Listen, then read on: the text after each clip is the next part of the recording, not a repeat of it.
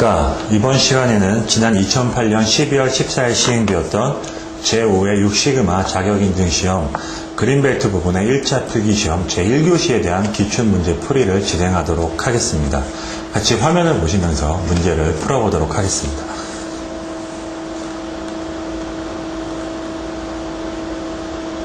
자, 먼저 1번 문제를 보시면 다음은 가치 창조 경영에 대한 설명이다. 본질적으로 가장 올바른 것을 고르시오라는 문제입니다. 최근 많은 기업들이 창조 경영에 대해서 많은 관심들을 갖고 있고 기업 조직원들에게 창의성을 발휘해서 기업의 어떠한 성과로 연결시킬 수 있는 그런 창조 경영에 대한 그런 많은 노력들이 이루어지고 있습니다.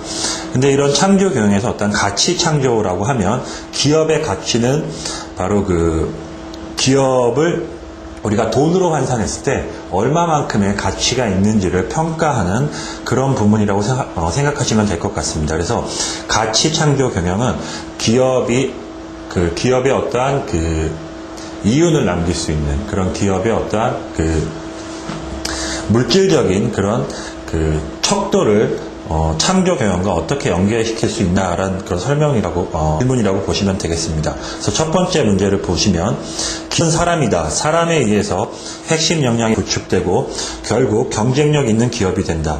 그러므로 가치 창조 경영이라 함은 직원들과 회사의 목표를 일치시키고 직원들의 역량을 극대화시키는 핵심 역량 구축에 초점을 맞추는 경영을 말한다라고 되어 있습니다.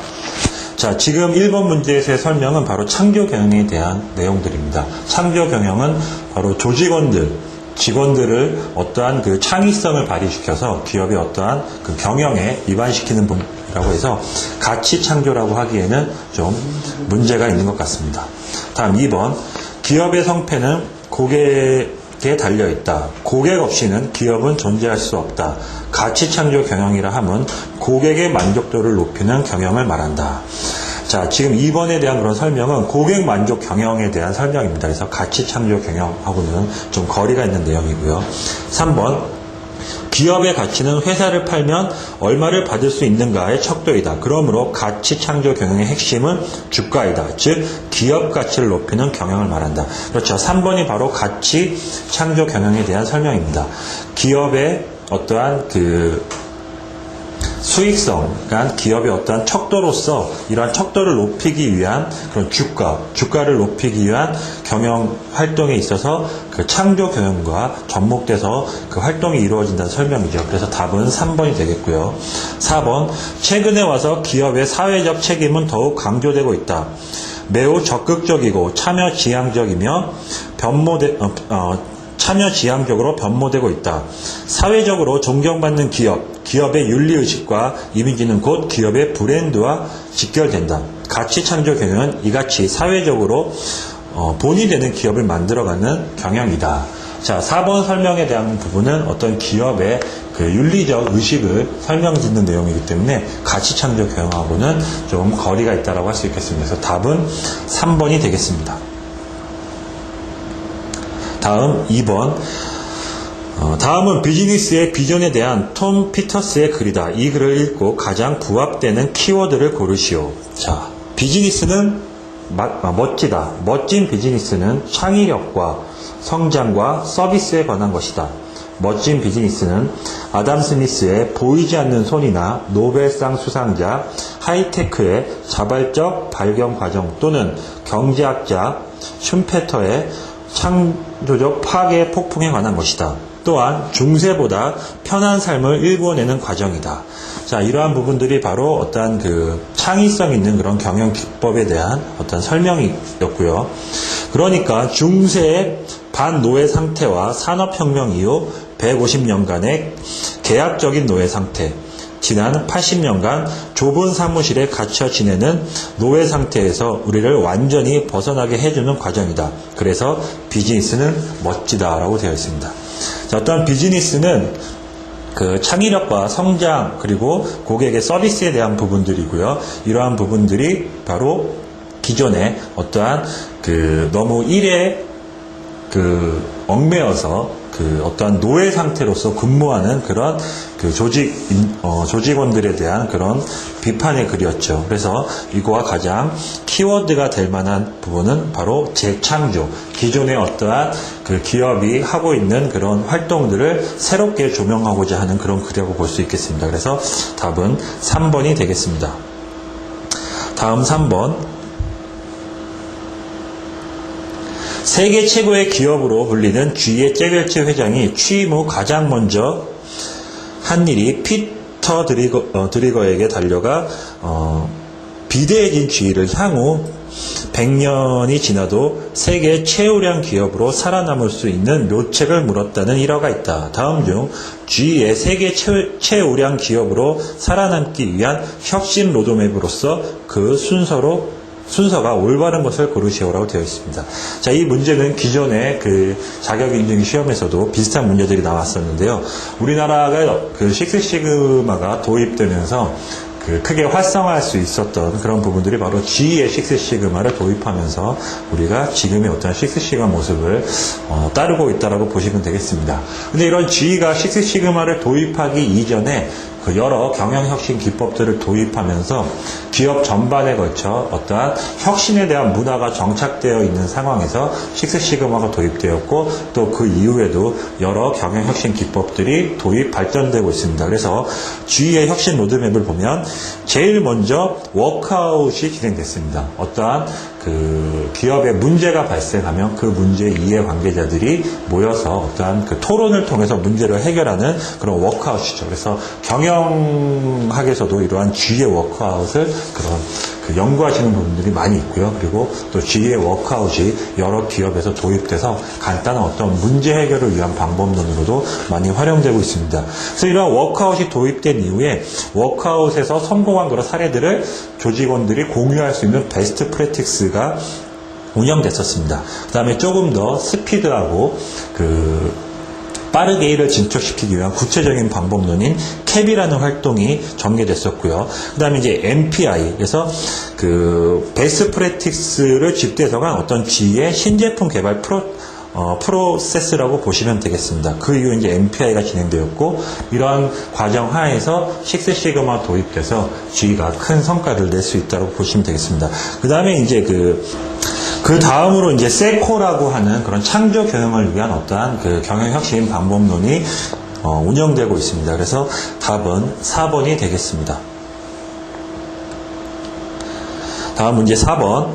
다음은 6시그마에 대한 내용을 설명한 것이다. 가장 올바르지 못한 것을 고르시오. 첫 번째, 6시그마는 일하는 방법이다. 그렇죠? 6시그마는 어떠한 기업에서 조직원들이 문제 해결을 위한 일하는 방법으로서 방법론으로 활용되고 있습니다. 다음 두 번째, 6시그마는 무결점을 추구한다. 그렇죠? 6시그마 수준을 추구하는 게 바로 6시그마의 어떠한 경영혁신 방법론인데, 6시그마는 거의 식스시그마 수준이라고 하면 불량률이 거의 0에 가까운 그런 무결점 상태를 말하는 거죠. 그래서 무결점을 추구하고 있는 게 맞고요. 3번, 제품 또는 서비스의 초인류화를 지향하는 혁신 전략이다. 그렇죠? 항상 경쟁사 대비해서 우월한 세계 초인류의 그런 기업 경영을 위한 방법론이라고 보시면 되겠습니다. 그럼 네 번째, 식스시그마는 기존의 혁신 방법과는 분리되어 추진하여야 한다. 자, 어떠한 기업의 혁신에 있어서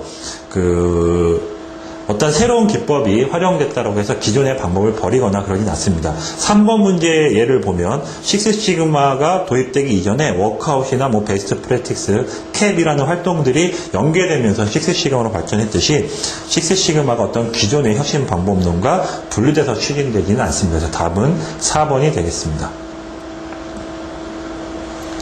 다음 문제 5번.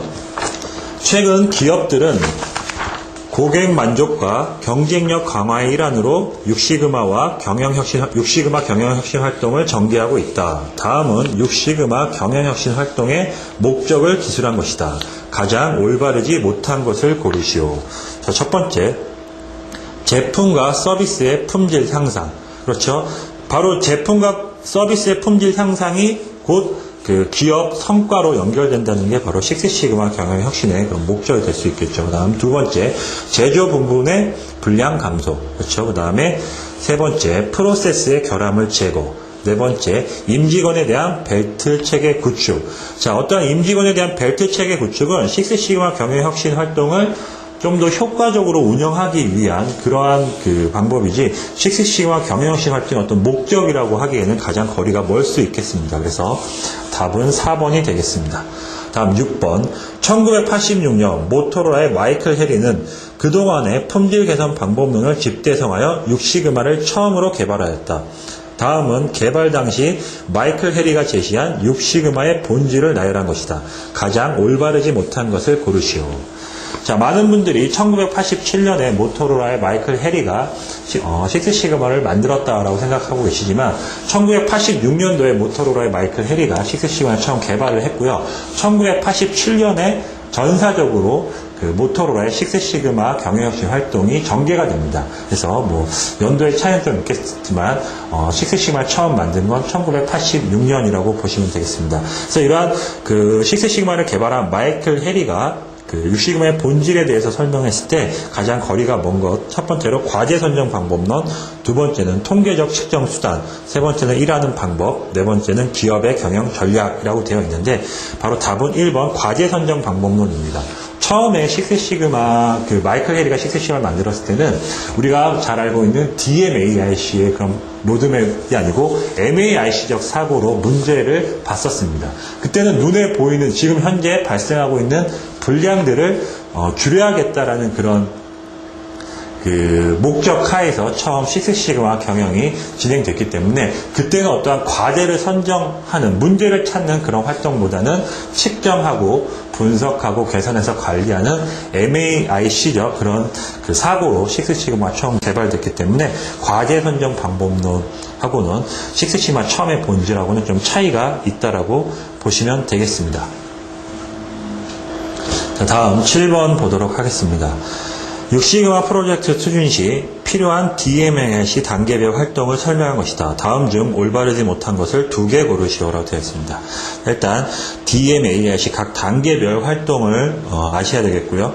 그 각 단계별 활동과 그 올바르지 못한 것을 고르는 문제입니다. 첫 번째 보면 정의 단계, 프로젝트를 선정하고 문제를 정의한다. 그렇죠. 디파인 단계에서 앞으로 식스시그마 프로젝트를 진행하는 데 있어서 어떠한 프로젝트를 할 건지 프로젝트를 선정하고 문제를 정의하는 게 맞는 내용이죠. 다음 2번 측정 단계는 프로젝트 범위를 선정하고 팀을 구성한다. 자, 이 내용은 바로 정의 단계에서 그 과제 정의 단계라고 볼 수가 있겠죠. 그래서 측정 단계에 대한 설명이 틀렸고요. 다음 3번 분석, Y를 정의하고 측정 시스템을 분석한 후 핵심 인자를 도출한다. 자, 이 부분 핵심 인자를 도출하는 건 분석 단계가 맞지만 Y를 정의하고 측정 시스템을 분석하는 것은 측정 단계죠. 그래서 3번의 분석도 틀린 내용이겠습니다. 다음 4번 개선, 핵심 인자를 이용해서 개선안을 도출한다. 그렇죠. 개선 단계에서 이루어지는 활동 맞고요. 다음 관리 단계 5번 보면 프로젝트의 예상 효과를 파악하고 관리 계획을 수립한다. 그렇죠. 관리 단계에서 하는 활동이 맞습니다. 그래서 답은 2번하고 3번이 식스시그마 DMS 단계별 활동 중에서 잘못된 설명이라고 보시면 되겠습니다.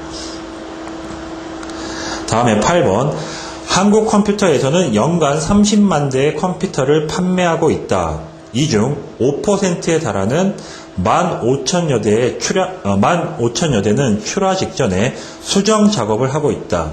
이와 관련하여 소요된 비용을 품질 코스트 관점에서 분류했을 경우 다음 중 올바른 것을 고르시오. 자, 우리가 COPQ 관점에서 낭비나 그런 부분에서 우리가 본다라고 하면 크게 예방 비용, 검사 비용, 내부 실패 비용, 외부 실패 비용 이렇게 볼 수가 있습니다. 우리가 COPQ 관점에서 보면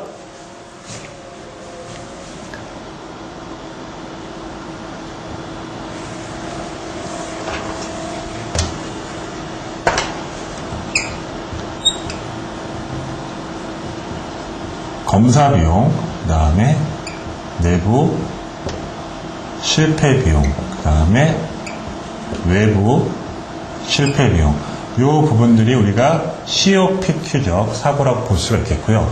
여기에 예방 비용이 들어가면 우리가 Q 코스트라고 얘기할 수가 있습니다. 근데 지금 보시는 설명에서처럼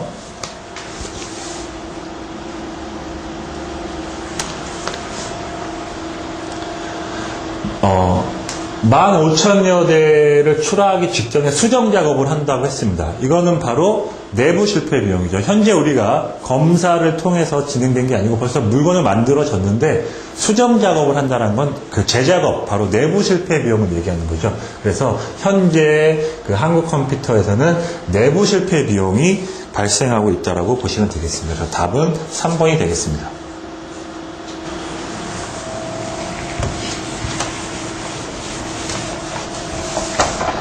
자, 다음 9번 문제 한번 보도록 하겠습니다.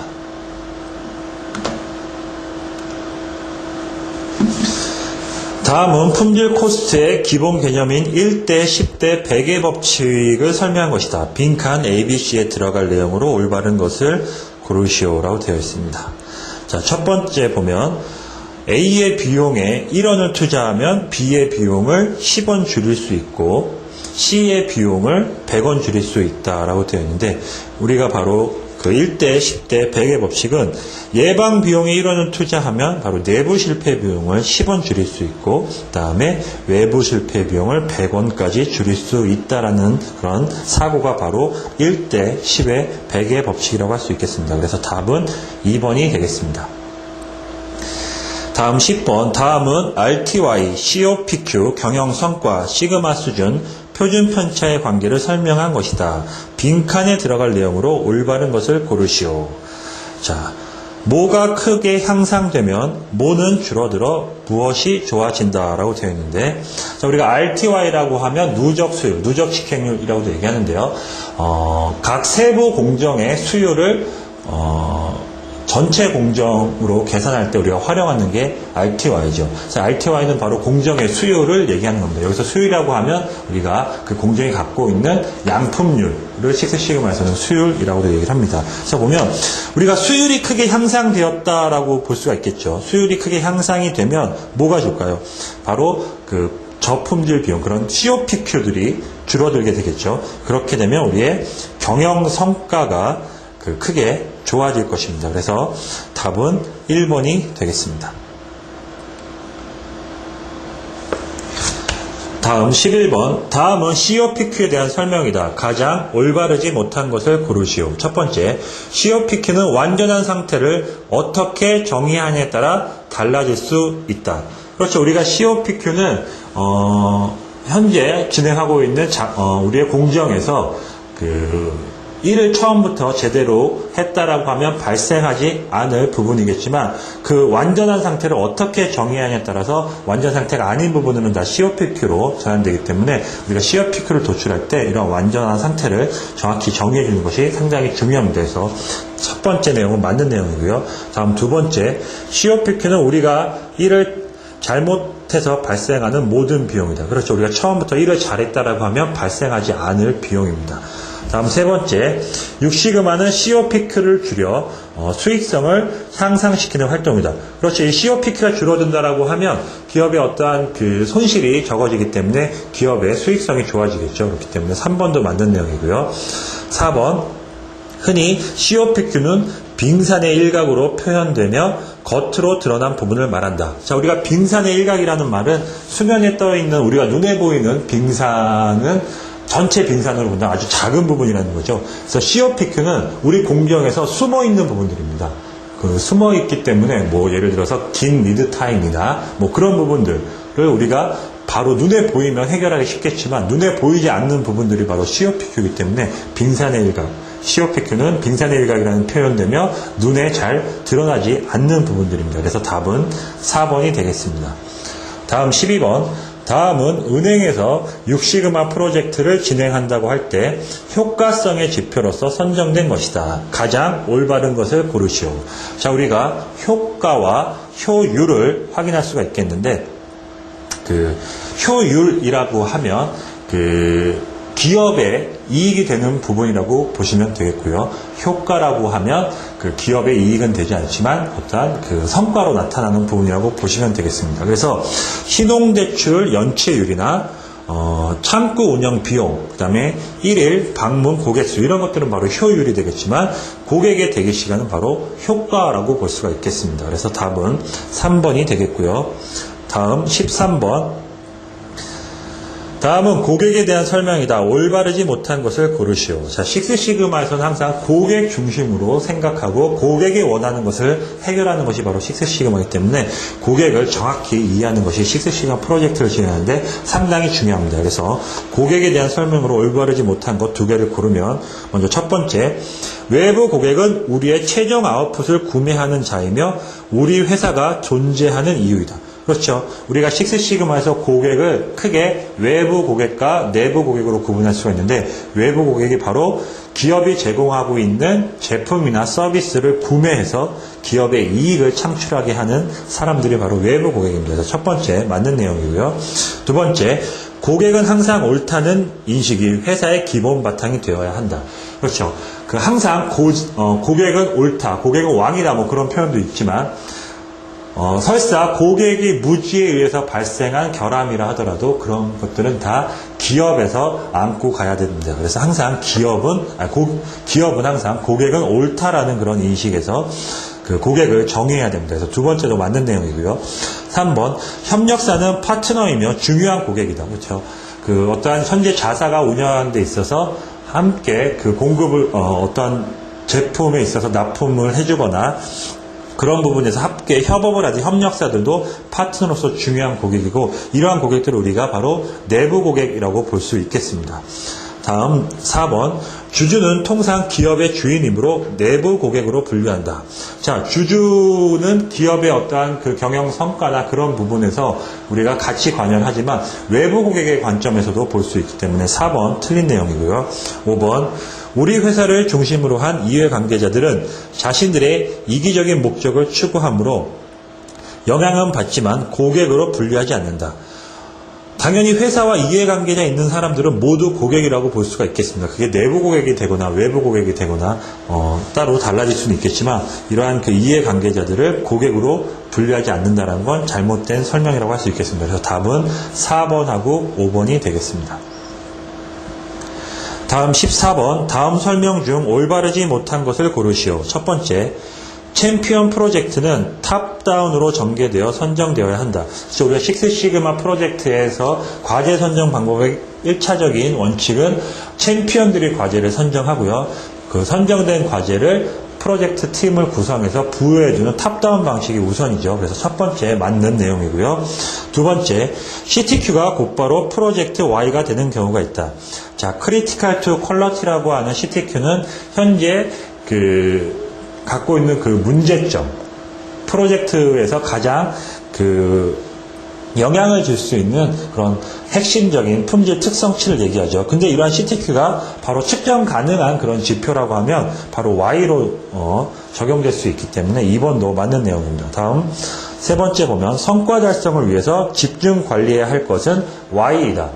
우리가 식스시그마 활동을 하는 데 있어서 Y는 F, X적 관점에서 식스시그마 문제 해결을 한다라고 하는데 우리가 수학적으로 봤을 때 Y는 종속 변수, 바로 결과를 얘기하고요. 그 다음에 X는 입력 변수 또는 독립 변수라고 해서 Y의 어떠한 결과를 내게 하는 원인이 되겠죠. 그래서 그 성과를 달성하기 위해서 우리가 집중 관리해요. 성과로 나타나고 있는 건 현재 Y고요. 그 Y에 영향을 주는 X들을 관리해야지 우리가 성과로 창출할 수가 있습니다. 그렇기 때문에 3번 Y가 아니고 X가 되겠죠. 그래서 3번이 틀린 내용이고요. 그럼 네 번째 보시면 재무 성과를 확정하기 위해서는 Y의 개선 여부를 반드시 확인해야 된다. 그렇죠. 프로젝트가 다 활동되고 나면 Y의 그 현재 수준이 향후에 얼마나 향상됐는지를 확인해야 되기 때문에 Y의 개선 여부를 반드시 확인해야지 재무 성과를 확정할 수가 있습니다. 그래서 답은 3번이 되겠습니다. 다음 15번, 전략적 6시그마 추진이라는 것은 올바른 프로젝트의 중요성을 강조한 것이다. 다음 중 올바른 프로젝트 선정과 거리가 먼 것을 고르시오. 자, 첫 번째, 6시그마 프로젝트는 궁극적으로 CEO의 대시보드에 영향을 미쳐야 한다. 자, 우리가 그 식스시그마를 성공적으로 수행하기 위한 그런 요소 중에 하나가 바로 챔피언들, 경영진들의 어떤 강력한 추진력, 리더십, 이런 것들이 필요하다는 얘기들을 많이 하고 있는데요. 식스시그마 프로젝트를 성공하기 위해서 일단 CEO들이 자기의 평가받는 부분에 있어서 식스시그마가 포함된다라고 하면 그만큼 강력하게 추진을 하겠죠. 그렇기 때문에 첫 번째 맞는 내용이고요. 두 번째, 회사의 최상위 KPI와 연계된 프로젝트가 바람직하다. 우리가 그 식스시그마 프로젝트를 선정하는 데 있어서 일단 기업의 비전 전략과 연계되고 그 비전 전략 밑에 자리하고 있는 KPI, 바로 핵심 평가 지표인데 이러한 각 부서별 아니면 전체 회사 전사적인 그런 KPI와 각각 연계된 프로젝트를 발굴하고 선정하는 게 상당히 중요합니다. 그래서 두 번째도 맞는 내용이고요. 다음 세 번째, 추진자를 결정하고 그의 역량에 적합한 프로젝트가 바람직하다. 자, 14번에서도 제가 설명을 드렸지만, 식스시그마 프로젝트는 탑다운 전개 방식으로 챔피언들이 과제를 선정한 후에 어떠한 프로젝트에 대해서 적절한 담당자를 임명하는 방식으로 주로 진행이 됩니다. 그렇기 때문에 추진자를 먼저 결정한 후에 그 사람의 능력에 맞는 프로젝트를 정하는 것이 아니고 프로젝트를 선정한 후에 각각의 그 프로젝트에 알맞은 프로젝트 팀을 구성하는 방식이기 때문에 세 번째가 틀린 답이라고 할 수 있겠고요. 다음 네 번째, 목표 설정, 프로젝트 발굴은 관리, 기획, 혁신, 현업이 함께 참여해야 한다. 그렇죠. 어떠한 프로젝트 목표를 설정하는 데 있어서는 프로젝트 팀, 그 다음에 챔피언, MBB, 아니면 직접 현업에 관계하고 있는 그런 사람들, 그 다음에 해당 사무국, 이런 모든 사람들이 함께 참여하는 것이 그 식스시그마를 추진하는데 효과적이라고 할 수 있겠습니다. 그래서 답은 3번이 되겠습니다. 다음 16번. 다음은 정의 단계에 대한 설명이다. 가장 올바른 것을 고르시오. 첫 번째, 프로젝트 팀이 구성된 후 일정을 확인하고 프로젝트 범위를 선정한다. 자, 우리가 프로젝트 실행 계획서를 작성할 때 보면 프로젝트 팀 구성은 가장 마지막에 우리가 되죠. 그 전에 프로젝트 일정이나 프로젝트 범위들이 선정이 됩니다. 그래서 순서가 틀렸기 때문에 1번 틀린 내용이고요. 두 번째, 6시그마 프로젝트 선정 배경을 이해하고 프로젝트의 목표와 범위를 구체적으로 정의하는 활동이다. 그렇죠. 이게 바로 식스시그마 DMS 방법론 중에 정의에 대한 설명이죠. 그래서 2번이 맞는 내용이고요. 3번, 프로젝트 선정의 주체는 블랙벨트이며, 블랙벨트가 아니고 아까 14번에서 설명드렸던 것처럼 챔피언이 주체가 되고요. 선정 시 해당 사무국이나 MBB 또는 BB들이 함께 참여할 수가 있습니다. 그래서 3번 틀린 내용이고요. 4번, 프로젝트 실행계획서는 챔피언이 작성하여 블랙벨트로 하여금 실행한다. 자, 프로젝트 실행계획서는 프로젝트 팀이 작성하게 되어 있습니다. 그래서 최종적으로 그 프로젝트 실행계획서를 챔피언에게 승인을 받은 후에 블랙벨트를 기준으로 해서 어떠한 그 프로젝트가 본격적으로 진행되는 거죠. 그래서 프로젝트 실행계획서는 챔피언이 작성하지 않습니다. 그래서 4번도 틀린 내용입니다. 그래서 답은 2번이 되겠습니다. 자, 다음 17번 보도록 하겠습니다. 6시그마 프로젝트의 성공은 언제나 현재를 바탕으로 한다. 그래서 현재의 수준을 파악하는 것은 프로젝트의 출발점이라고 할 수 있다. 이러한 현 수준 확인을 위해서는 여러 가지 선결 작업이 필요한데 가장 관계가 먼 것을 고르시오. 자, 우리가 식스시그마 DMS 프로젝트를 진행한다라고 가정을 한다면 현 수준 파악은 바로 매저 단계, 측정 단계에서 진행하는 활동이라고 보시면 되겠습니다. 그래서 우리가 현 수준을 파악하게 되면 디파인 단계에서 선정한 어떤 프로젝트의 그 목표를 좀 더 구체적으로 그 수치화된 그런 척도로서 우리가 구체적인 목표를 재설정하게 되겠고요. 그렇기 때문에 그 식스시그마 프로젝트 단계 중에서 현 수준 파악은 프로젝트에 어떻게 보면 본격적인 시작이라고 볼 수가 있겠고 상당히 중요한 그런 과정이라고 보시면 되겠습니다. 그래서 현 수준 확인을 위해서 필요한 선결 작업으로 가장 관계가 먼 것을 고르는 문제인데 첫 번째를 보시면 회사의 CTQ와 연결되는 프로젝트의 대표적인 지표인 Y를 결정한다. 그렇죠. 우리가 현 수준을 파악하기 위해서는 디파인 단계에서 선정된 CTQ를 측정 가능한 지표인 CTQY 또는 프로젝트 Y로서 결정해야 됩니다. 그래서 첫 번째 맞는 내용이고요. 다음 두 번째, 현 수준 을 파악하기에 앞서 데이터 수집 계획이 반드시 수립되어야 한다. 그렇죠. 우리가 운영적 정의를 통해서 CTQ를 측정 가능한 지표인 CTQY로 정의하고 나면 데이터 수집 계획을 통해서 CTQY에 대한 데이터를 수집해야 됩니다. 그래서 두 번째도 맞는 내용이고요. 세 번째, 현수준 파악은 단기 공정 능력을 파악함을 의미한다. 자, 우리가 현수준 파악을 위해서 그 공정에서 수집한 Y에 대한 데이터는 바로 장기 공정 능력을 평가하기 위한 데이터입니다. 우리가 현재 그 수집한 데이터는 항상 장기 데이터로 가정을 하고요. 거기에 맞게 우리가 구한 Z벤치가 바로 그 Z 롱텀, 장기 시그마 수준을 얘기하죠. 그래서 우리가 현재 구한 현수준은 장기 공정 능력이 되겠고요. 우리가 통상적으로 시그마 수준을 발표할 때는 장기 공정 능력을 구한 다음에 1.5 시프트된 단기 공정 능력 지수로 발표를 하긴 하지만 현수준을 파악하기 위해서 우리가 1차적으로 구하는 건 단기 공정 능력이 아닌 장기 공정 능력입니다. 그래서 세 번째가 틀린 내용이고요. 다음 네 번째, Y에 대한 운영적 정의는 마치 축구에서 골인을 정의하는 것과 같은 맥락이다. 그렇죠. 운영적 정의는 많은 사람들이 갖고 있는 각각의 어떠한 의미와 생각들을 하나로 통일해 주는 거기 때문에 우리가 축구에서 어떠한 골인을 정의할 때 각각이 다른 그런 사람들마다 다른 정의가 내릴 수가 있겠지만 이런 것들을 하나의 의미로 통합해 주는 게 바로 운영적 정의라고 할 수 있겠죠. 그래서 네 번째도 맞는 내용입니다. 그래서 틀린 답은 3번이 되겠습니다. 다음 18번. 6시그마 프로젝트에서 문제의 정의는 매우 중요하다. 6시그마 프로젝트 추진을 위하여 문제를 정의하고자 할 경우 가장 선행되어야 하는 작업으로 올바른 것을 고르시오. 자, 첫 번째, 현재 비즈니스 중 어느 부분이 잘 되고 있고 어느 부분이 잘못되어 있는가를 생각하는 것. 그렇죠. 어떠한 그 프로젝트의 문제를 정의하기 위해서는 현재 어떠한 부분이 잘 되어 있는지를 평가하고 잘못된 부분들을 바로 문제화시켜서 그 기업의 성과를 높여야 되겠죠. 첫 번째 맞는 내용이고요. 두 번째, 프로젝트의 효과를 파악하기 위한 것이다. 자, 문제를 정의한 후에 그 문제를 해결해서 나중에 그 프로젝트의 효과를 평가하는 건 나중 문제고요. 그 문제를 정의하기 위해서는 어떤 효과를 파악하기 위한 것이 아니고 현재 발생하고 있는 문제점들을 해결하기 위한 것이기 때문에 두 번째 틀린 내용이라고 할 수 있겠고요. 다음 세 번째, 프로젝트의 활동 범위를 명확하게 선정하는 것.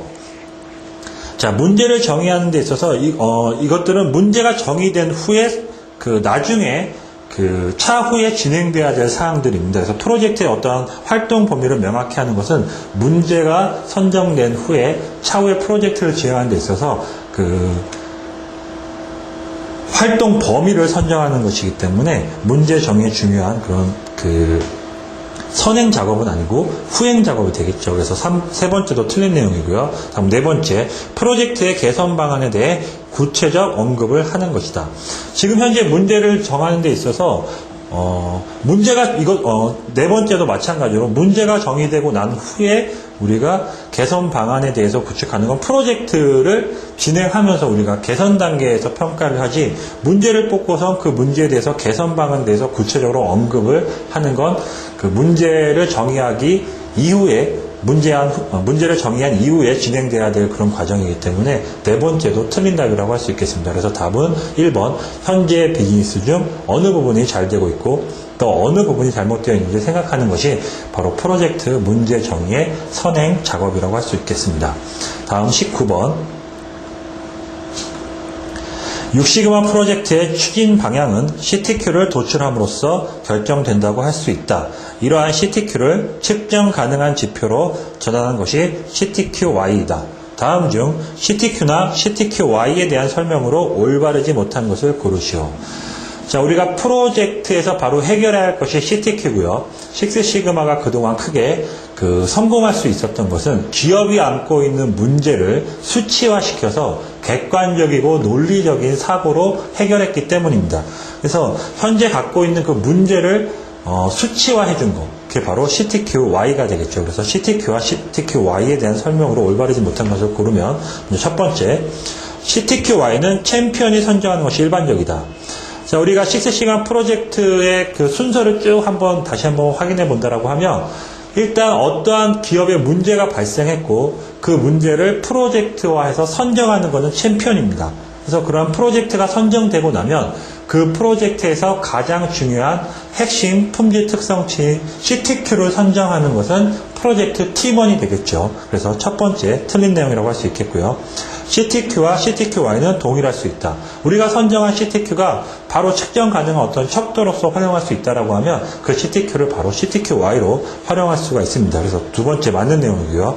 그럼 세 번째, CTQY는 고객이 중요하게 생각하는 것으로 측정이 가능해야 한다. 그렇죠. CTQY에 대한 정확한 정의라고 할 수 있겠습니다. 다음 네 번째, CTQY는 측정 가능하여야 하며 직접 측정이 곤란하면 대용 특성을 이용한다. 자, 우리가 그 식스시간 프로젝트는 가능한 한 문제를 수치화하려는 노력이 필요한데요. 이러한 CTQ가 그 숫자로서 수치화 작업을 하기 어렵다라고 하면 그와 비슷한 대용 특성으로 CTQY를 정의할 수도 있습니다. 그래서 네 번째도 맞는 내용이고요. 그래서 틀린 답은 1번이 되겠습니다. 다음 20번. 카노 모형은 품질 특성을 구분하여 고객 만족과의 관계성을 설명해주고 있다. 다음 중 카노 모형에 포함되지 않은 품질 요소를 고르시오. 자, 우리가 그 카노 모형을 한번 보면 이렇게 그 2차원 그 좌표 평면에서 이쪽은 고객의 만족이 되겠고요. 이쪽은 고객의 불만족이 되겠습니다. 그 다음에 이쪽은 성과가 높은 쪽이고 이쪽은 성과가 낮은 쪽이라고 본다면 각각을 이렇게 정의해가지고요. 이쪽은 우리가 그 기본적인 품질, 그러니까 고객이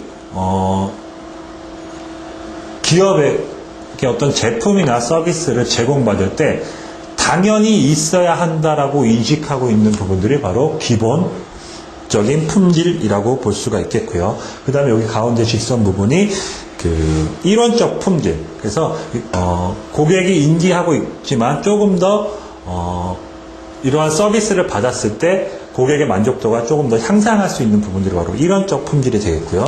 그 다음에 이 부분은 매력 품질이라고 해서 고객이 미처 생각하지도 못했는데 기업이 어떠한 서비스나 그런 부분들을 제공한다라고 하면 고객의 만족도가 높아지겠죠. 그래서 기본적인 품질, 이론적 품질, 매력 품질로 구분해서 현재 제공하고 있는 기업의 제품이나 서비스의 품질 수준을 모형화시킨 게 바로 카노 분석입니다. 그래서 카노 분석 모형 3개의 그 기준에 해당하지 않는 부분은 1번 감성적 품질이 되겠죠. 그래서 답은 1번이 되겠습니다.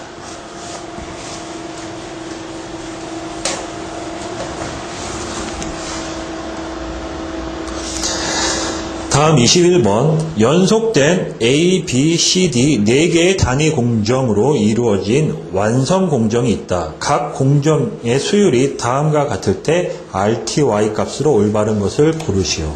자, 우리가 RTY 누적 집행률을 보면 어떠한 제품이나 서비스가 완성 공정이 되기 이전에 A라는 공정을 마치고 그 후에 B, C, D라는 공정을 마치고 나면 완성 공정이 된다는 얘기입니다. 그래서 A는 수율이 100%, B는 50, C는 60, 그 다음에 D는 100%의 수율을 갖고 있는 이런 공정이라고 한다면 우리가 RTY를 계산할 때 A의 공정의 수율과 B, C, D의 공정의 수율을 다 곱하면 RTY로 우리가 평가할 수가 있겠죠. 누적 집행률. 그래서 100, 50, 60, 100 요걸 다 곱해주면 30%가 나옵니다. 그래서 답은 1번이 되겠습니다.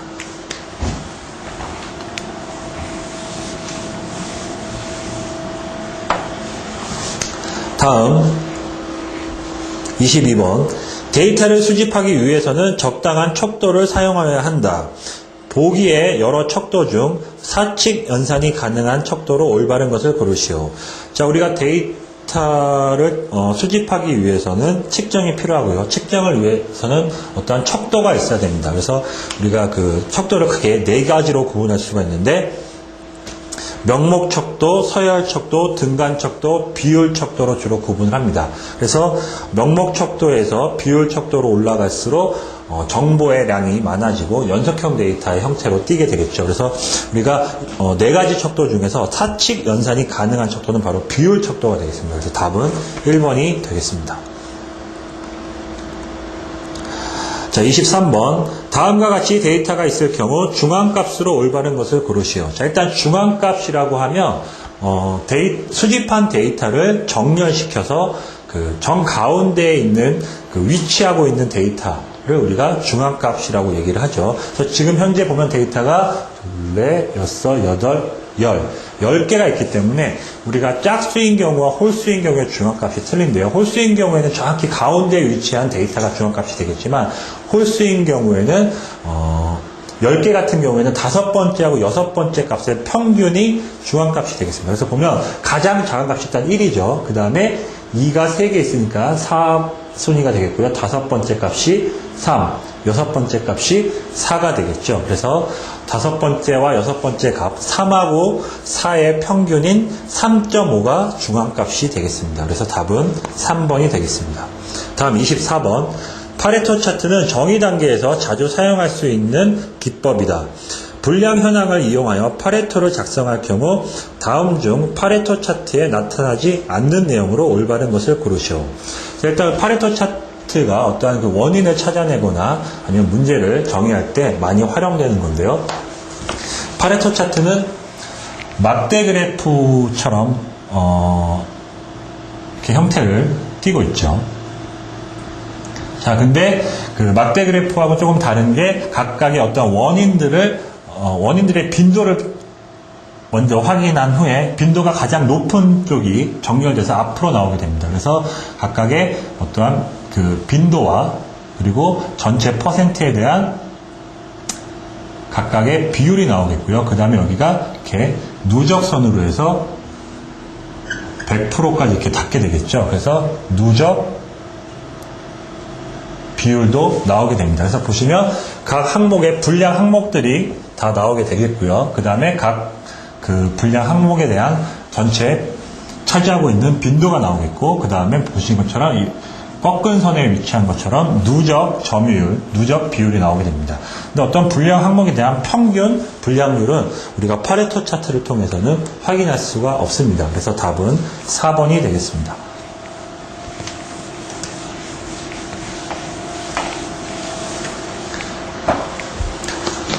다음 25번. 다음은 프로젝트 단계별 필요 활동을 설명한 것이다. 다음 설명 중 올바르지 못한 것을 고르시오.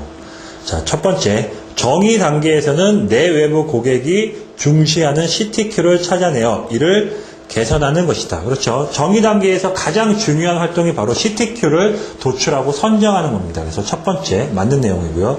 두 번째, 측정 단계의 공정 능력 분석은 품질 개선의 가이드라인을 제공해 준다. 그렇죠. 현재 수준을 확인해야지 향후 앞으로 어느 수준까지 우리가 현재 공정을 개선할 것인지에 대한 가이드라인이 나오기 때문에 이번도 맞는 내용이고요. 다음 세 번째, 분석 단계의 결과물은 개선안에 대한 평가를 통해서 실행안을 도출하는 것이다. 자, 개선안에 대한 평가를 통해서 실행안을 도출하는 부분들은 바로 개선 단계가 되겠죠. 그래서 그 세 번째 답이 틀린 부분이고요. 다음 네 번째, 개선 단계에서 최저간 도출을 위해 벤치마킹을 활용한다. 즉 어떠한 그 개선안들을 활용하는 데 있어서 정성적인 부분들로 활용한다라고 하면 뭐 실험계획법이나 정량적인 부분들을 활용한다라고 하면 뭐 실험계획법이나 그런 것들을 통해서 최저간을 도출할 수가 있겠지만 정성적인 부분들을 한다면 어떤 아이디어 그 발굴법들이나 아니면 그 벤치마킹 이러한 부분들을 통해서 개선 단계에서 최저간을 도출할 수가 있습니다. 그래서 틀린 답은 3번이 되겠습니다. 다음 26번. 측정 시스템 분석을 통해서 여러 가지 변동에 대한 정보를 파악할 수 있다. 다음은 측정 시스템 분석을 통해 파악할 수 있는 반복성에 대한 설명이다. 가장 올바른 것을 고르시오. 자, 우리가 측정 시스템 분석을 하게 되면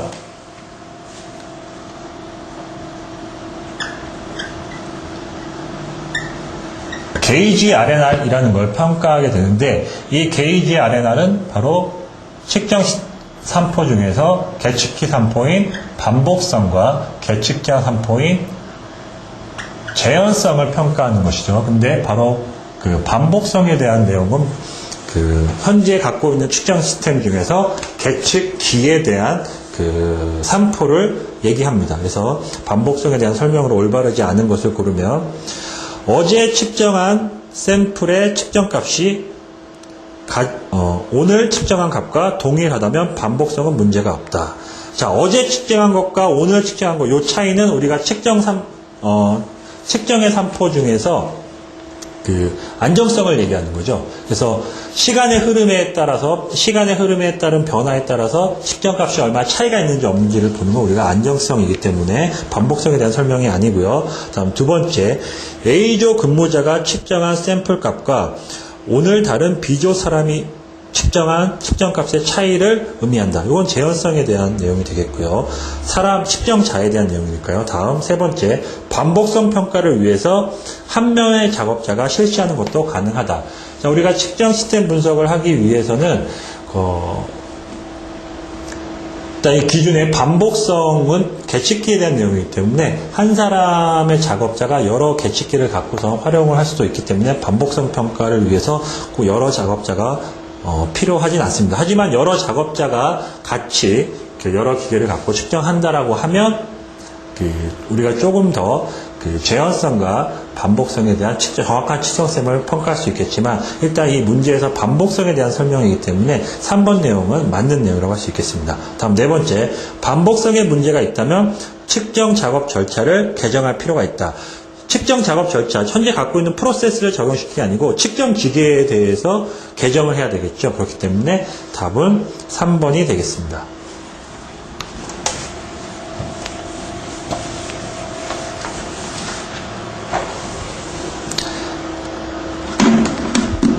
다음 28번. 다음은 시그마 수준과 관련된 내용이다. 시그마 수준에 대한 설명으로 올바르지 못한 것을 고르시오. 첫 번째, 품질 특성의 중심과 목표값과의 차이를 의미한다. 자, 시그마 수준은 품질 특성의 중심 또는 목표값하고 그 다음에 규격값과의 차이를 얘기하는 거죠. 그래서 그 안에 있는 산포를 얘기하는 거기 때문에 1번이 틀린 답이라고 할 수 있겠고요. 다음 2번, 시그마 수준이 높다는 것은 산포가 적다는 것이다. 그렇죠? 시그마 수준이 높으면 높을수록 프로세스가 안정되어 있기 때문에 표준 편차, 산포가 작아지겠죠. 그래서 이 두 번째 내용은 맞는 내용이고요.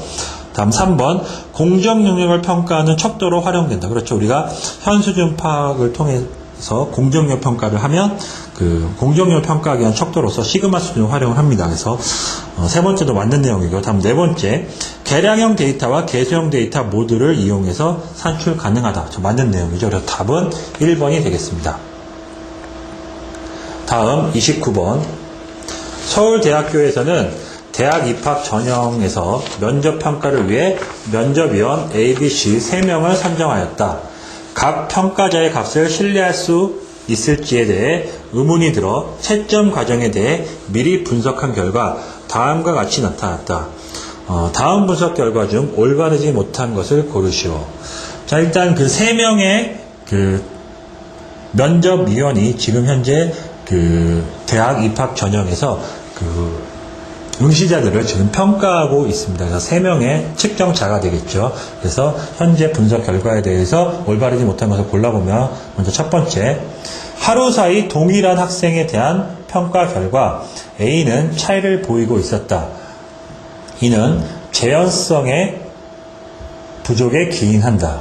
자, 어떤 재현성이라고 하면 측정자 간의 차이를 얘기하는 거죠. 근데 그냥 A가 차이를 보이고 있다는 것은 A의 어떤 반복성이나 다른 부분에 문제가 있을 수 있습니다. 각각의 A가 B나 C에 대한 차이 없이 그냥 A가 어떠한 평가 결과 차이를 보이고 있기 때문에 1번이 틀린 내용이라고 할 수 있겠고요. 반복성이 떨어지는 이유는 A, B, C 간의 의견 차이 때문이다. 이게 바로 반복성이 아니고 재현성에 대한 내용이죠. 그래서 2번도 틀린 내용이 되겠고요. 다음 3번, 면접위원 A는 특정 학생에게 매우 관대한 현상이 발견되었다. 이는 통계 분석 결과에서 교우작용으로 나타날 수 있다. 그렇죠? 어떠한 A라는 측정자가 자기네 기준 말고 어떤 다른 원인에 의해서 특정한 값을 갖고 있다라고 하면 교우작용이 나타날 수도 있겠죠. 그래서 3번 맞는 내용이고요. 재현성을 높이기 위해 면접위원 간에 공통된 채점 기준표를 만들어 키워드에 따른 상세 채점 가이드를 배포한다. 그렇죠. 이거 좀 더 그 안정적이고 신뢰할 수 있는 측정 시스템을 구축하기 위한 노력이라고 할 수 있겠습니다. 그래서 3번하고 4번이 맞는 내용이고 1번하고 2번이 틀린 내용이 되기 때문에 답은 1번하고 2번이 되겠습니다.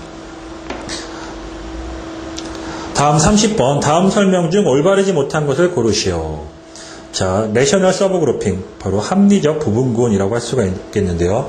부분군 구성 원칙에 따라 구성된 부분군을 의미하며 우연 원인에 의한 변동만이 존재하는 구간이다. 그렇죠. 맞는 내용이죠. 우리가 이 합리적 부분군을 선정하는 이유는 바로 군간 변동과 군내 변동을 구분해서 파악할 수 있고, 이렇게 하면서 우연 원인에 의한 변동만을 존재하고 이상 원인을 없애기 위한 그런 내용이겠죠. 그래서 1번 맞는 내용이고요. 2번, 부분군의 구성 원칙은 군내 변동은 크게 하는 것이 아니고 작게 해야 되고요. 그 다음에 군간 변동은 작게 하는 것이 아니고 크게 하는 것입니다. 그래서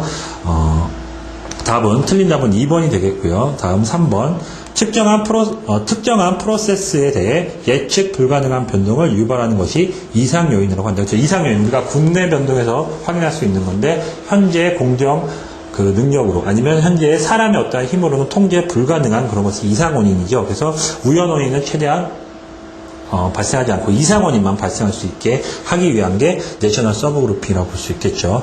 그 다음에 4번, 부분군이 잘못 형성되었을 경우에는 부분군 내 이상 요인에 의한 변동과 우연 원인에 의한 변동이 혼재되어 있기 때문이다. 그렇죠. 우리가 부분군을 선정하는 이유는 군내 변동과 군간 변동을 구분하기 위한 것이고, 군내 변동의 이상 원인과 군간 변동의 우연 원인을 정확히 구분해서 평가할 수 있어야 되는데, 부분군이 만약에 잘못 형성된다라고 하면 이러한 이상 원인과 우연 원인을 제대로 분리해낼 수가 없겠죠. 그래서 4번도 맞는 내용입니다. 그래서 틀린 답은 2번이 되겠습니다.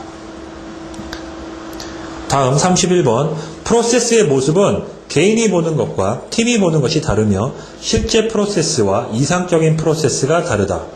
측정 단계에서는 프로세스 매핑을 통해서 현재의 프로세스를 심도 있게 조사하는 것이 매우 중요하다. 다음은 이러한 관점에서 측정 단계의 프로세스 매핑의 용도와 그 효용성을 설명한 것이다. 올바르지 못한 것을 고르시오.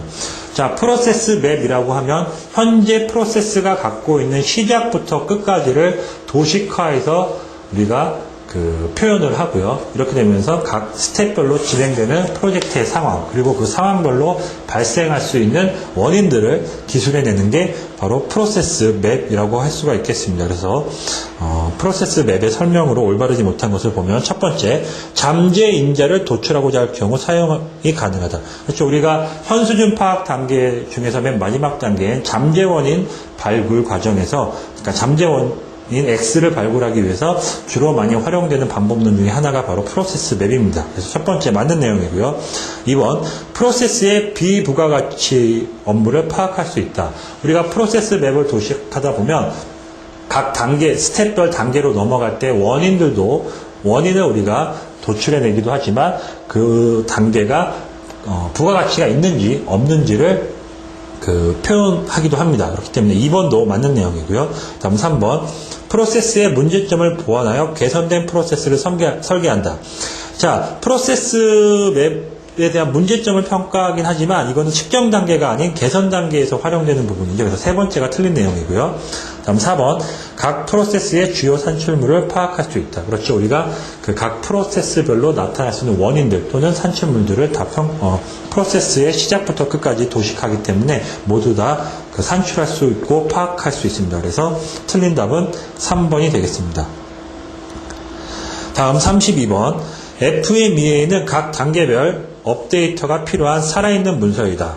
측정 단계에서 RPN을 산출하고 관리 단계에서 RPN이 일정 수준 이하로 개선된 것을 확인하는 것이 필요하다. 이와 같은 RPN의 산출을 위해서 여러 가지 요소가 필요한데 가장 관계가 먼 것을 고르시오. 자, 우리가 RPN 값을 평가하기 위해서는 각각의 어떠한 원인 임자에 대해서 발생도, 심각도, 탐지도라는 세 개의 값을 1점부터 10점까지 등급을 매겨가지고 그 각각의 값을 곱한 값이 RPN 값이 되겠죠. 그렇기 때문에 그 RPN 값을 산출하기 위해서는 각 원인의 발생 빈도, 그 다음에 탐지도, 그리고 심각성, 이 세 개의 값을 곱해서 RPM 값을 구하고 개선 가능성은 RPM 값에 속하지 않죠. 그렇기 때문에 답은 1번이 되겠습니다. 다음, LCD용 글래스를 생산하는 제조업체 라인에서 글래스를 샘플링하여 검사를 하고 있으며 한 장당 기포가 3개 이하여야 한다. 지금 현재 글래스가 몇 개의 그런 한 장당의 몇 개의 기포가 발생 가능한지에 대한 기회는 나타나지 않지만 일단은 기준은 스펙은 3개 이하여야지만 우리가 양품으로 판단할 수 있다는 그런 기준이 잡혀있는 공정입니다. 그래서 이를 확인하기 위해서 매 배치별 5개씩의 시료를 채취해서 20배치를 측정하였다.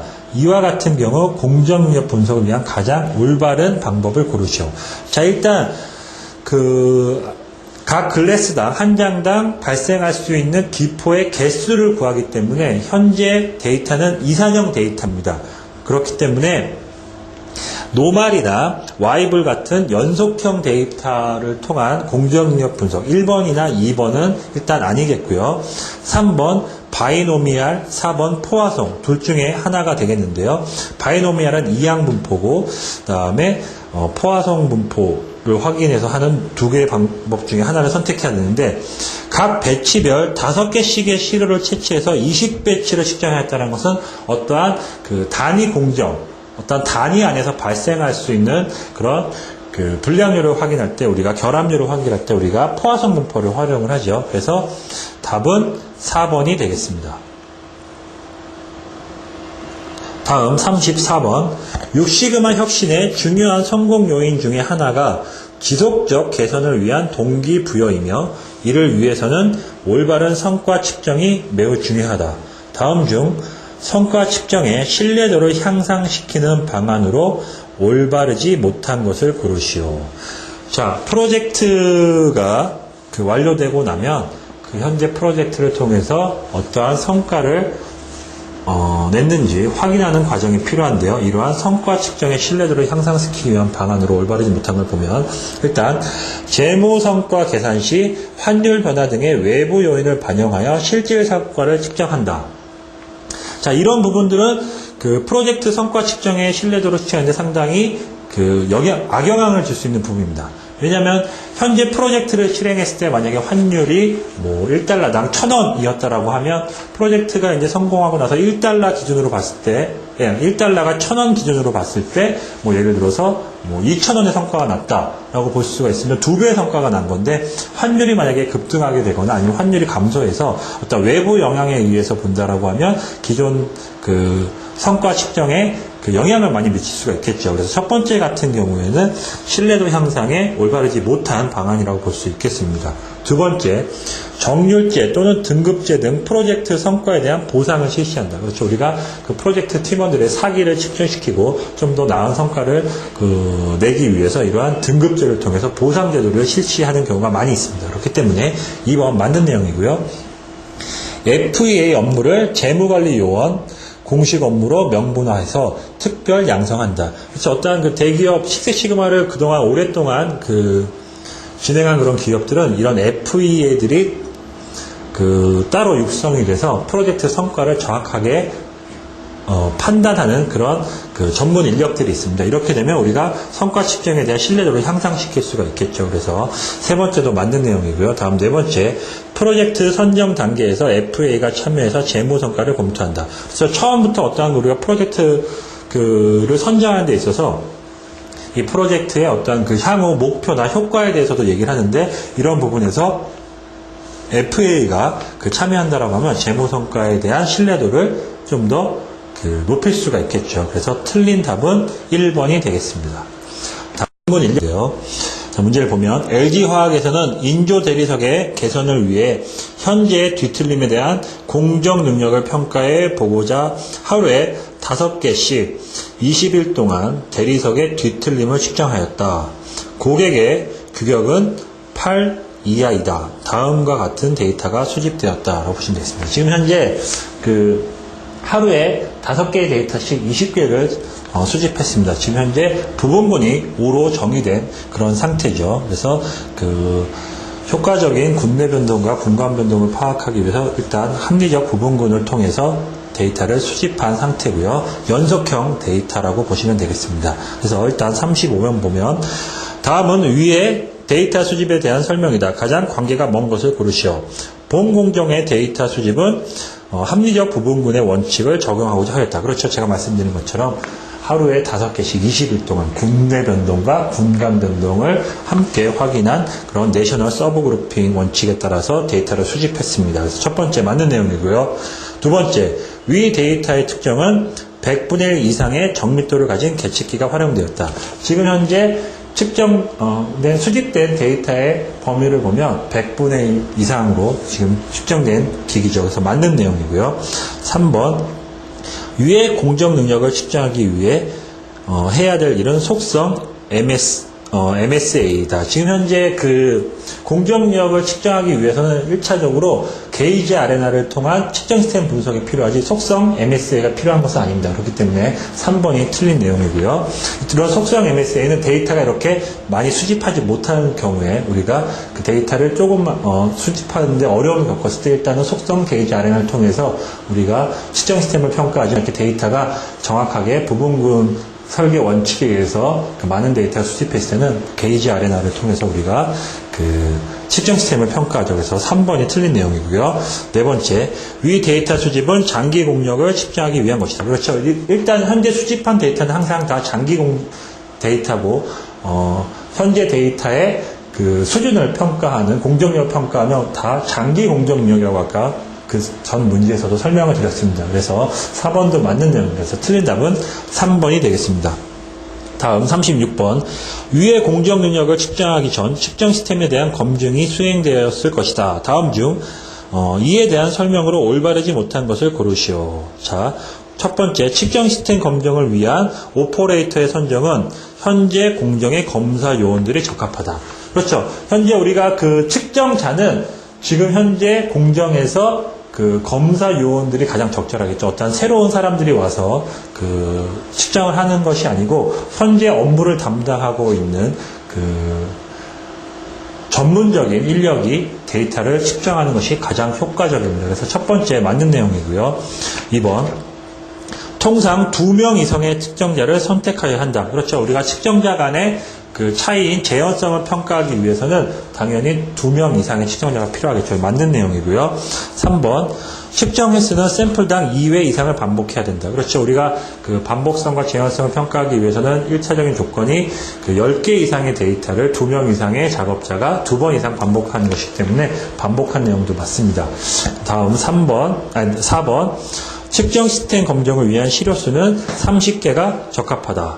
자, 10개의 시료를 2명 이상의 작업자가 2번 이상 반복하면 최소 40개 이상의 데이터가 필요한데 30개는 적합하지 않은 숫자겠죠. 그래서 답은 4번이 되겠습니다.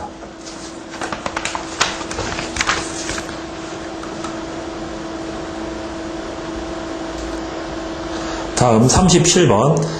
X바 R 관리도, 런 차트를 이용해서 공정의 관리 상태를 파악하기 위해 사전 작업으로 정규성 평가를 시행하였더니 다음과 같이 나타났다.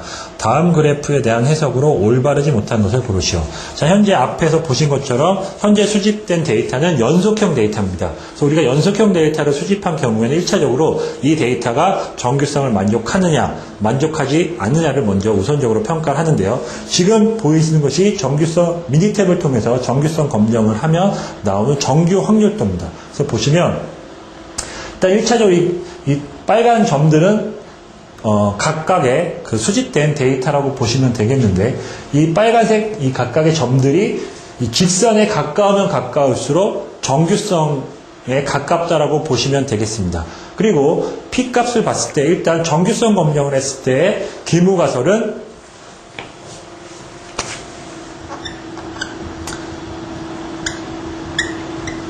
수집된 데이터는 정규성 이다가 되겠죠. 그 다음에 대립가설은 수집된 데이터는 정규성이 아니다가 대립가설이 될 겁니다. 1차적으로 일단 시각적으로 봤을 때 각각의 점들이 이 파란색 직선에 가까우면 가까울수록 정규성을 만족하는데 이렇게 지금 떨어진 부분들이 있기 때문에 일단은 정규성을 만족하기 좀 어려울 거라고 판단이 되고요.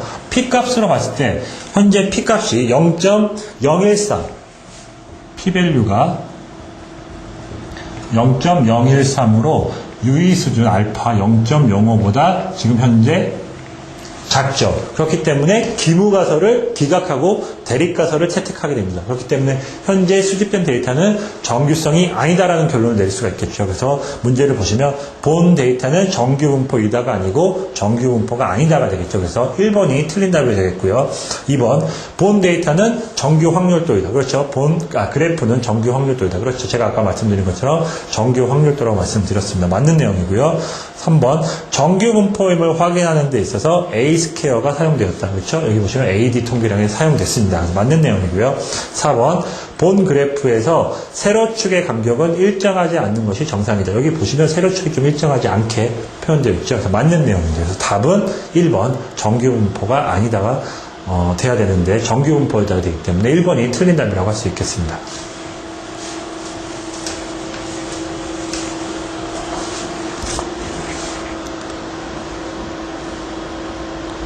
자, 다음 38번. 다음은 본 공정의 런 차트를 도시한 것이다. 올바른 것을 고르시오. 자, 런 차트라고 하면 수집된 데이터의 시간의 흐름에 따라서 그 각각의 타점을 그냥 쭉 그린 겁니다. 그러니까 아까 그 5개의 데이터, 하루에 5개씩 20일 동안 데이터를 수집했기 때문에 전체 지금 100개의 데이터가 여기 타점으로 찍혀져 있을 겁니다. 그래서 그 지금 현재 공정이 안정되어 있다라고 하면 어떠한 공정이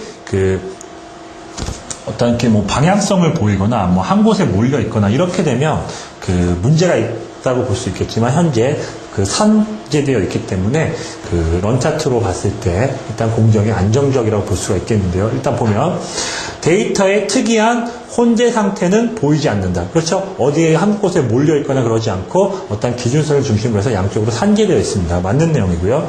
2번 데이터에 갑작스러운 변동은 없다. 그렇죠. 그냥 지금 현재 위아래로 왔다 갔다 하면서 어떠한 그 큰 변동은 없습니다. 그럼 3번 데이터들이 일정한 방향으로 경향성을 보이고 있다. 그렇지 않죠. 어떤 위아래로 한 번씩 이렇게 왔다 갔다 하면서 산재되어 있습니다. 그래서 3번이 틀린 답이 되겠고요. 4번 데이터에 뭉친 현상이 없다. 그렇죠. 그래서 1번, 2번, 3번이 지금 현재 런 차트에 대해서 올바르게 설명한 것이고 3번이 틀린 답이라고 보시면 되겠습니다. 자, 다음 39번부터 40번. 다음은 위에 33에서 38 문제에 대한 데이터를 활용해서 공정 능력을 도시한 그래프이다. 다음 물음에 답하시오 라고 되어 있습니다. 자, 일단 39번 위 공정의 공정 능력 Z 롱텀 장기 공정력 지수를 구하는 문제라고 보시면 되겠습니다. 우리가 그 Z 롱텀은 바로 PPK 값에다 곱하기 3 해줘 구할 수가 있겠죠. 그러니까 지금 현재 0.72가 PPK 값이고 여기다 곱하기 3을 하면 2.16이 되겠죠. 그래서 Z 롱텀은 2.16이 되겠습니다.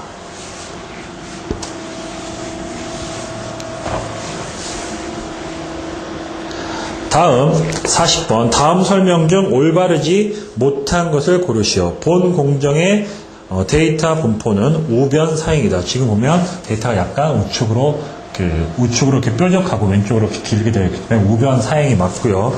그 다음에 2번 본 공정을 6시그마로 향상하기 위해서는 고유 기술보다 관리 기술이 향상되어야 한다. 자, 우리가 그 Z 롱텀과 숏텀 그리고 각각의 Z 시프트를 계산해가지고 우리가 4블럭 다이어그램을 그릴 수가 있는데 일단 Z 숏텀은 CPK에다가 곱하기 3을 하면 됩니다. 그래서 0.74에다가 곱하기 3을 하면 2.22가 되겠죠. 그 다음에 Z 롱텀은 아까 위에서 구한 것처럼 PPK에서 곱하기 3을 하니까 0.72에다 곱하기 3 해서 2.16이 나왔습니다. 그 다음에 Z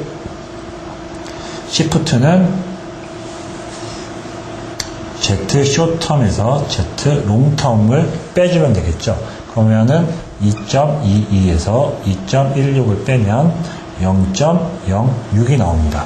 자, 그럼 우리가 포뮬러 그렸을 때 여기는 Z 시프트 1.5 시프트가 되겠고요. 여기서는 4.5 롱텀이 되겠죠. 그래서 Z 롱텀은 지금 현재 2.16이니까 여기 어딘가 있겠고요. 그 다음에 Z 시프트 0.06이니까 여기 어딘가 있어서 지금 점이 여기쯤 찍히겠죠. 그래서 이 위치에 있는 경우에는 지금 현재 본 공정의 시그마 수준으로 볼 때는 고유 기술보다 관리 상태의 향상이 필요한 것이 아니고 1.5 시프트 밑에 있을 경우에는 우리가 관리 기술의 향상보다는 고유 기술의 향상이 더 필요한 부분이겠죠. 어떠한 공정관리. 왜냐하면 이동이 적기 때문에 1.5 시프트보다 분간 변동의 크기라고 볼 수 있는 그런 이동이 적기 때문에 지금 현재 공정관리는 잘 되어 있는데 고유 기술이 부족한 상태라고 보시면 되겠죠. 그래서 답은 2번이 되겠고요.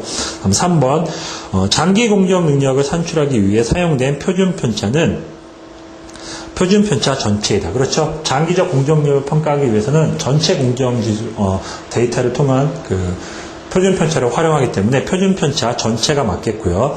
그 다음에 CPK는 바로 군내 변동인데 단기 시그마 수준을 얘기할 수 있습니다. 그래서 CPK를 산출하기 위해서는 표준 편차의 군내를 활용하는 게 맞겠죠. 그래서 3번하고 3번 맞는 내용. 그래서 답은 2번이 틀린 내용이 되겠습니다.